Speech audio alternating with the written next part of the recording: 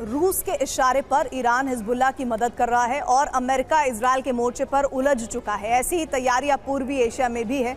चीन लगातार युद्ध की तैयारी में जुटा है और नॉर्थ कोरिया में मिसाइलों का भंडार तैयार किया जा रहा है। सैटेलाइट तस्वीरों से तो खुलासा हुआ है कि नॉर्थ कोरिया में तेजी से मिसाइलों का प्रोडक्शन चल रहा है। अब सवाल है कि किम ये मिसाइलें खुद इस्तेमाल करने वाला है या फिर रूस को देने वाला है।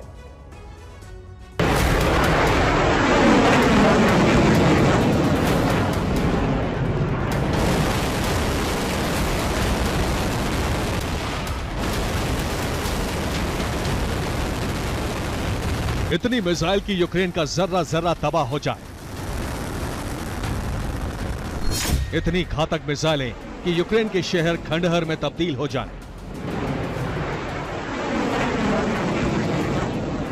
किम जोंग की हथियार फैक्ट्रियों में दिन रात काम चल रहा है। मिसाइलों का प्रोडक्शन बेहद तेज है।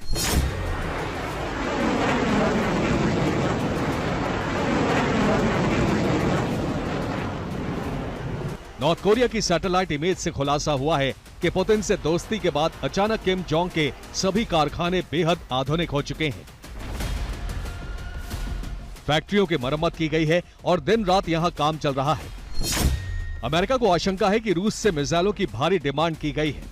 नॉर्थ कोरिया रूस के लिए मिसाइलें बना रहा है। शक यह भी है कि नॉर्थ कोरिया खुद युद्ध की तैयारी कर रहा है। नॉर्थ कोरिया जंग के लिए मिसाइलें बना रहा है।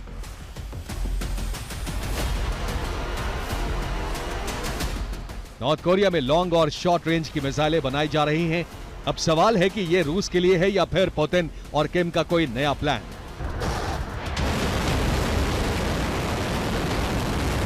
पेंटागन मिसाइलों के प्रोडक्शन की वजह जानने में जुटा है।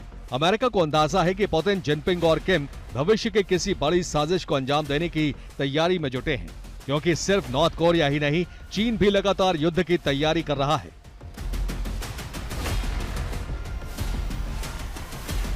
रिपोर्ट के मुताबिक चीन की नेवी के 2 जहाज शुक्रवार को रूसी बंदरगाह शहर व्लादिवोस्तोक पहुंचे हैं। चीन ने रूस के साथ अपनी दोस्ती को निभाते हुए अपने युद्धपोत को रूस भेजा है।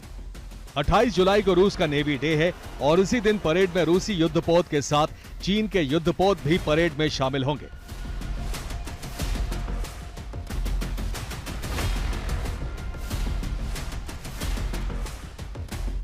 इससे पहले रूस के सहयोगी देश बेलारूस में भी चीन ने अपने सैनिकों को भेजा था।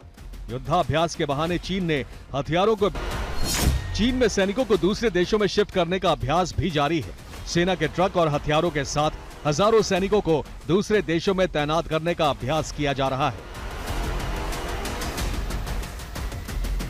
अमेरिका को संदेह है कि रूस और चीन ने अमेरिका के खिलाफ कोई बड़ी प्लानिंग की है। अंदाजा है कि किम जोंग साउथ कोरिया पर हमला कर सकता है।